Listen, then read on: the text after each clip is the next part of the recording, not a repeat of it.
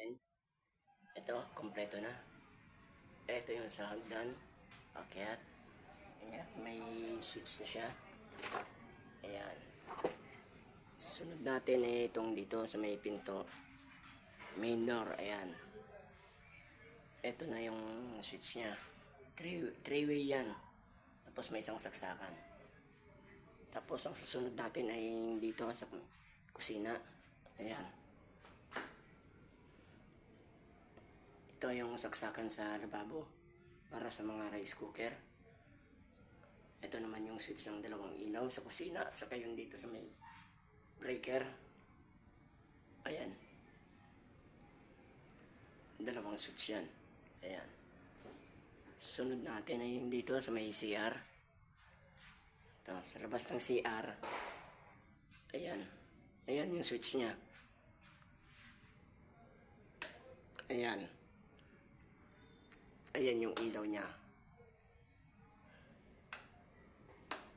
Ito naman yung sa CR. Ayan, nakailaw siya. Ayan.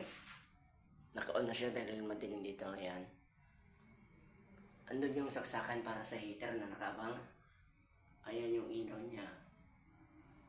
Bali, nakahang lang yan kasi mag-aano pa tayo dyan ng kikisamihan pa yan para matago yung tubo ng bowl na galing sa taas. Ito ngayon, dito naman tayo papunta dito sa kwarto. Ayan. Buksan natin yung ilaw. Ayan. Bali, dalawang switch. Three-way yung isa para doon sa may pinto. Ayan.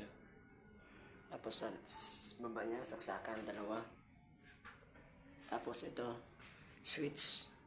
Tapos may nakabang tayong wire papunta dito sa may, hindi natin alam kung cabinet o study table ang lalagay dyan. Ayan. Tapos yung breaker natin. Ayan. Bali yung breaker natin tatlo. Wala pang laman yung isa. Kasi para sa aircon yung isang yung butas na yan. Ayan. Tapos update natin yung kinataman natin na kahoy kanina, yung kinikinis natin na 2x2. Bali ito na. Nagawa na natin siyang pinto. Ayan. Naikabit na natin.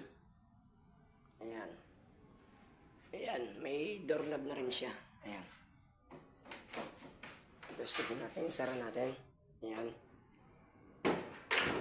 Ayan. Okay na. Fit na.